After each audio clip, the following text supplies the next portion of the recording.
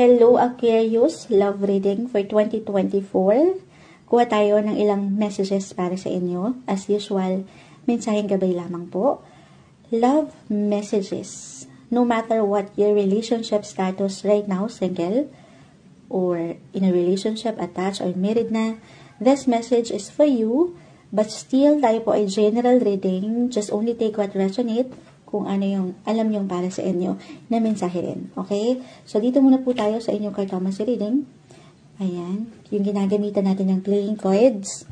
At itong ilang deck of cards, lagay lang natin sa gilid.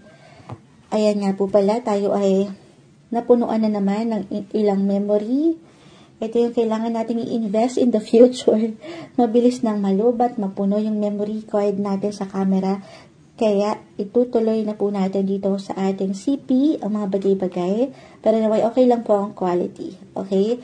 Pero ilaban natin to para sa mga Capricorn. Ay, Capricorn. Ayan na po tayo. Mekos-mekos na. Bilang tayo po ay live na live pa rin ngayon sa ating FB, ilaban natin ang mga Aquarius. Kakatapos lang kasi natin ang Capricorn.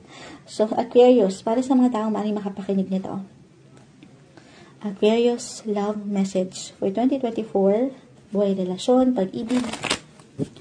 Message natin para sa mga Aquarius. Aquarius.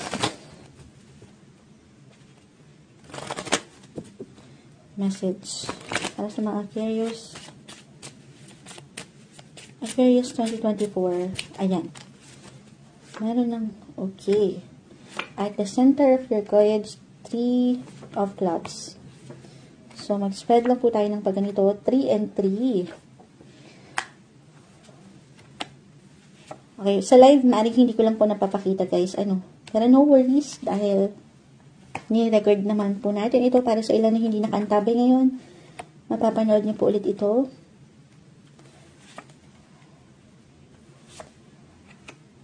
Okay. Okay, I guess okay na yun. So, unahin natin para sa mga couples in a relationship. Meron kayo ditong patuloy na ibabalance sa inyong relasyon, or maybe ito yung isa sa importante yung higit na pagtuunan at bigyan ng aksyon. Ayan. Sumasang-ayon po ang ilang mga sasakyan. Bilang tayo po ay daytime ngayon nag-read. Usaping sasakyan, ayan, meron ditong travel. More on short trips yung aking nakikita dito. Or talaga, maybe isang indikasyon nito, guys. Especially for those na meron ng kids. Or kahit wala pa, tayo po ay general message. Pero yung commitment mo, yung relasyon mo na ito, ay higit mo sanang bigyan ng balance rin. Kasi parang higit, I know this is a love reading, pero for Aquarius, andito yung pag-angat din ng pagka-busy ng inyong mga schedule. Ayan. Ayan. I mean, sa pagka-busy sa schedule, minsan hindi nyo na alam kung anong unahin. Gawaing pamilya, trabaho, personal na kapareha. So, parang, di ba, ang hirap niyan. Hindi yan madali, bilang hindi naman tayo perfect sa pag-handle ng mga bagay-bagay sa pang-araw-araw. Hindi naman tayo perfect. Pero, maybe isang message po ito, na yes, merong oras sa trabaho, pero syempre pa, ayan, talagang merong pag-travel. Maaring magplano kayo na mag-travel, kahit short trips lang ito, para bigyan nyo ng opportunity ang isa't isa, especially nga, kung meron na kayong mga bata, may mga anak na kayo, to spend more quality time with your loved ones. Kasi baka dito kayo magkaroon ng disagreements, the 3 and 3, pagdating sa communication, hindi kayo magkasabay ng kapareha at one point na very normal, kasi nga, sa oras, ayan, minsan, ang hirap i-balance ng mga sitwasyon. Pero ito ay, ma-handle nyo naman. Andito yung mga dahilan nyo, guys. Love pa rin. Umaangat yung mga in love nyong puso. Okay, andito pa rin yung respeto sa ilang difference nyo na pwedeng umangat this year. I mean, lahat naman tayo magkakaiba pa rin. Kahit na matagal na kayo, meron pa rin kayong parang madidiscover ngayong taon. Maybe isang message ito sa inyong mga kapareha. Parang meron pa kayong something new na madidiscover with your partner. Kaya naman kayo katagal na. Okay? Pero yun yung pinaka-message ko. Travel, yung bonding, kahit sa simpleng paraan nyo ito, kung paano kayo mapapalapit sa isa't isa. Okay. About sa family, bilang andito na rin tayo, actually, parang sunod-sunod talaga yung reading natin. Inuuna ko kasi yung sa couples, then sa family, napakalawak po ng usaping relasyon. For those na meron ng mga kids, maaring dyan kayo mag-invest ng higit rin ng energy this year. Or higit kayong kailanganin ng mga taong ito, Aquarius. Parang naghahanap sila ng oras mula sa inyo na yun yung medyo maaaring maging struggle for some of you na mag-apply na may pagka-busy sa trabaho, na mahirap ipagsabay ang mga bagay-bagay, diba? Pero ano ba? Meron naman ditong pagsabay, pag-unawa, at respeto, sabi ko nga, sa pagkakaiba. Yun lang, make some time of your busy schedule rin, Aquarius, sa pamilya kasi parang kailangan ka nila. Hindi lang about sa finances, pero yung bond, yung emotional na pakikisama, or pwede nyo mabuo pa ngayong taon ay napakahalaga. Maybe talagang kung ano man yung mabubuo nyong memories together, couples, or sa family. This is something na iti-treasure nyo forever. Okay? Or pangahawakan nyo ng mahabang panahon sa inyong buhay. Okay, so, couples, attached, married, singles. Singles, maaaring mag-apply yung na-mention ko. Okay, maaaring mag-apply rin yung pagka-busy sa trabaho. At dito may pagkapagod. At yan, baka mawala naman kayo ng time to find love. Alam mo yun.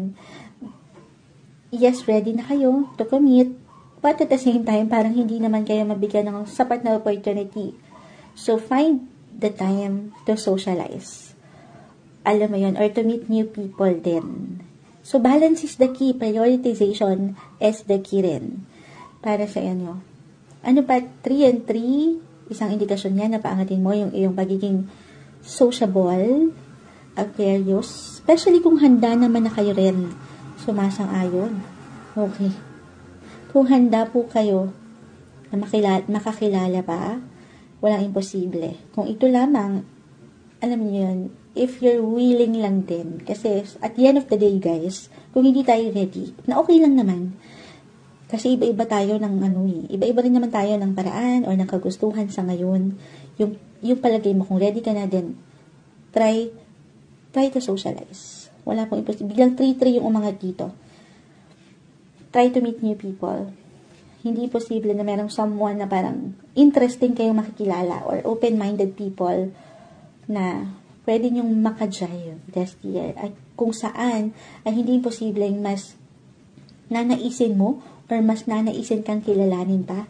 Actually, sabi ko nga, sa iyong, eto, umangat dito, mayroong sign of love. True love, actually, new beginnings. Pero ito lamang po ay kung iyong paghihintulutan. Okay, single. Okay, walang imposible. Yung expression mo, yung communication skills, ayan, paangatin yan. Nakangiti lang ang mong kasi nag-highlight ng 3 and 3. Yung paraan mo kung paano mo dalhin ang iyong sarili, especially sa pakikipag-usap. Kahit over the net lang to. Okay? So, parang kanina pa siya paikot-ikot yung dumadaan. Wait lang, guys.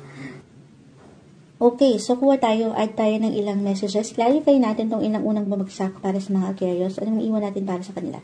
Message? Aquarius, love life. Uy, guys, ito talaga.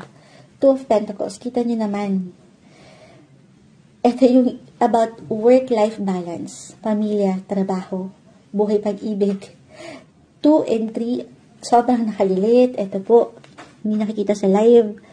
Yan yung balance na hindi madali. Parang ang dami yung gagawin o ang dami yung priority this year na hindi madali, pero I know as an Aquarius naman, mapanghawakan nyo ito. Maybe isang message to, na paangatin nyo yung balance sa inyong sarili nang hindi kayo nakukulangan or nasasobrahan sa isang sektor lang. Kasi malawak ang sektor ng buhay. So, huwag kalimutan ng pamilya, ang mga anak, or kung andito na nga, single, ang iyong willingness, yung kagustuhan mo, na mag-level up, na meron someone na makilala sa relasyon, why not? Try to mingle. Pero syempre, paglalaanan to ng time and energy, extra time and energy. Okay? So, parang dun pa lang clarify na tayo. Sige, add tayo ng ilang message pa for Aquarius. Okay. 2 and 2. Kanina pa yung nag-highlight. This is about travel. So, kanina, it doesn't matter naman kung long or short trips ito. Pero, maring kaugnayan itong ilang na-mention ko na bond ay about travel, yung bonding. Or single, hindi posible kung meron kayong makilala along the way, somewhere down the road, na someone, or habang nagta-travel kayo, or habang anything related to travel, habang nag-aayos kayo ng papers, documents, travel documents, meron someone dyan, or sabi ko nga po, taga-ibang, sinabi ko ba? Hindi ko sinabi mo dyan. Kumbaga merong taga-ibang bansa, or kahit over the net lang ito, na pwede nyong makakonekta kung saan ay nanaisin nyo pang kilalanin, or kayo'y makilala ngayong taon. So, kuha tayo ng ilang final advice, words, para sa mga Aquarius. 2024, merong growth. Eto, patuloy na growth sa inyong pagsasama, pamilya. Actually, ayan, yung ingay kanina pa siya. Mukhang merong talaga may pag-travel patungo sa growth ng koneksyong ito. Okay, gaano man minsan sinusubok rin ang inyong pasensya. Sabi ko, merong ilang struggle, especially sa oras, sa pagpa-priority para sa mga Aquarius. Pero yan naman, ay patungo rin naman kayo together doon sa mas ikalalago nyo pa sa inyong relasyon. Attractive. Meron kayong ma-attract. Sabi ko nga, yung mga open-minded or open like-minded people na, as Aquarius kasi, very futuristic kayong mag-isip. So, maaaring meron kayong maka-jive na same kayo ng characteristic or ng personality. Yung compatible nyo. Or sa inyong pagkasama, pag-unawa lang din. At attractive, yung love. Sabi ko yung understanding nyo, sasabayan, ibabalanse ang mga bagay-bagay na kanina pa po. Friendly. So, yung pagiging sociable, Aquarius, paangatin yan sa'yo ngayon. Yung pagiging expressive din, at pagiging bukas sa ilang bagay o sitwasyon o ilang tao sa iyong buhay. Friendly. Okay? Buhay, relasyon, pag-ibig, 2024 para sa inyo, Aquarius.